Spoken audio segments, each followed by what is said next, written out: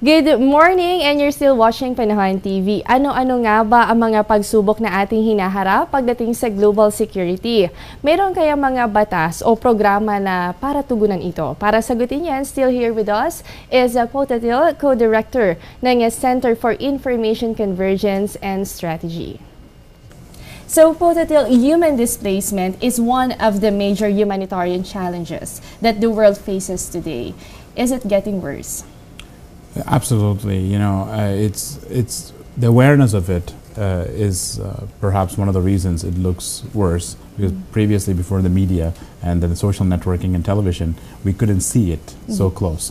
So, but now since that we're able to observe it, we can now track it a little better. We're able to maybe provide solutions faster, and so in the sense of, is it getting worse because we are able to know it? Yes, absolutely.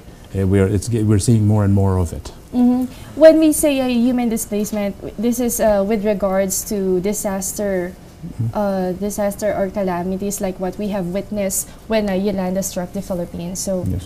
What is your reaction to that? So, the disaster preparedness is a very large, broad field. So, one of the major things is people, where they go, is actually a reaction to the disaster, right? You don't go into the eye of the storm. Okay. So that's where the convergence comes in with understanding the concept of climate and weather, right? If there is a disaster that comes in, you need to go away from it. Sometimes the physical geographic boundaries don't allow that, right? If there is a big mountain right in front of it, it's very hard to migrate along those paths. So understanding that, preparing for it, understanding it ahead of time, where both the local government and international aid groups can plan, saying, look, there's about this many people, X number of people going to be headed this way because this weather or pattern looks this bad. Or if it changes, you need to be agile enough to change the response, right? You can't say, look, every time a typhoon comes in or every time a cyclone comes in, this is your reaction. Okay. And then you're saying about the plan or the planning process. But how do we address this problem? Basically, how do we provide relief and humanitarian assistance to those people affected by a disaster? We provide that by, once again, preparing for it, right? Okay. We actually prepare for conditions. And we train for conditions that we are sure of. And then we prepare for situations that might change, right? That flexibility in planning. And then understanding of what the conditions are. Sometimes we hear reports that something is going to happen, and then in terms of weather or climate, and then we're surprised when it doesn't happen, right? That completely could have a negative impact on the preparation. So having outlets such as media and weather centers that actually offer accurate predictions, that makes a big difference, right? Because when I was recently talking to someone in Manila, and they were saying, you know, things have, for us, we need to know where the pollution is coming in from, where the weather, the conditions here are, so people are aware. People living in daily metros are aware of changes they want to make, even in everyday life, right? So when disaster hits, they need all the support and planning that we can offer them. So that's why we do that now. We started when the conditions are good, not during the disaster. Yes, of course. And of course, one good factor in here is the information dissemination. Yes. Right? Yes. So, in 2013, when Haiyan struck the Philippines, one of the major challenges was transporting relief goods to remote areas where highways and bridges are either obstructed or damaged.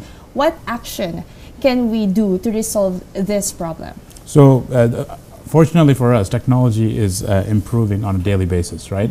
So now we have things such as drones that can deliver aid, right? Even conditions where pilots can't fly, we can send in drones. We have mini drones that can send in smaller packets of medicines or telephones for satellite telephones for communication. We have the ability to deliver things in multiple ways. Right, I mean, traditionally it would be airlifted through helicopters and stuff like that. Right now, someone can go out and buy a few $1,000 drone and send something out 2 hours out there and says, "Here's a phone, call us from that." Right?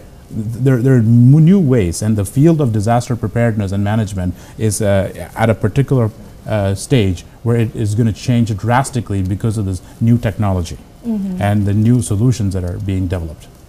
And But this is a question: how big is the role of entrepreneurs? Of course, in a disaster, or calamities, we have seen businessmen Yes. giving relief goods or giving support Yes. to those affected areas. Yes. So, how big is the role of entrepreneurs and businesses and non-government organization in extending help during calamities? Absolutely. All three have various roles, okay? It's very important for businessmen and entrepreneurs to get involved because they can create solutions that are very effective because they know how to create products and how to manage products. So the fact that they are involved in such efforts means you actually get the skill set needed to manage those disasters. Non-governmental organizations have to stay true to their commitment and and work towards making the disaster better. And we don't. And if they don't do that, that itself becomes a disaster, right? So we need to have people who are accountable, and that's what oftentimes when you say entrepreneurs and businessmen, we assume they are accountable human beings. Yes. So But of course, having those skill set now, what is the common assistance contributed by these giant companies in times of crisis? So just such as resources, right? Aid. When we have, for example, in the past, you look at Haiti, you look at Katrina, you look at major events that has happened along the United States, businesses have poured in support. International, when IAN happened and all these things happened, you see international governments also participating, people contribute. That mentality of aid and support, when someone doesn't have it, is a very important factor. All right. With this, what are other challenges or issues involved in climate change and global security? The climate change is a very important study on its own. But when you actually think about the climate's peaking in certain areas, combined by disasters, combined by population rises, like any type of environmental things, and sometimes nowadays with even attacks or warfare that takes place, this is a huge problem that needs to be thought of. So the challenges are, how are governments prepared? Are we doing the training that is required? Are we thinking ahead of time? Or are we reactionary? Are we waiting for things to happen to plan it? Right? So the idea is to be ahead of the curve. Yes. Have the intelligence ahead of time, and not wait for something to take place. Okay? So there is a still debate regarding the support or plans of improvement with regards to climate change and global security. Yes, there's a lot of debates, but the end result is you have to show from example, right? You have to create past references. You have to say, look, this is what has happened, lessons learned. All these things has to be taken into account. So when debates are good, debates are healthy, but you need those businessmen, entrepreneurs, and everyone, NGOs. They all need to get together in those debates and move forward towards a solution. Yes, of course. And this is getting interesting, right? This is really getting interesting. Siksik po ang talakayan, no? Lalo na napakahalaga ng ating paksa. So mamaya, ang ano kaya masasabi ni Potatil sa ating bansa kung pag-uusapan po natin itong climate change and global security. Don't go away. We'll be back after a short break.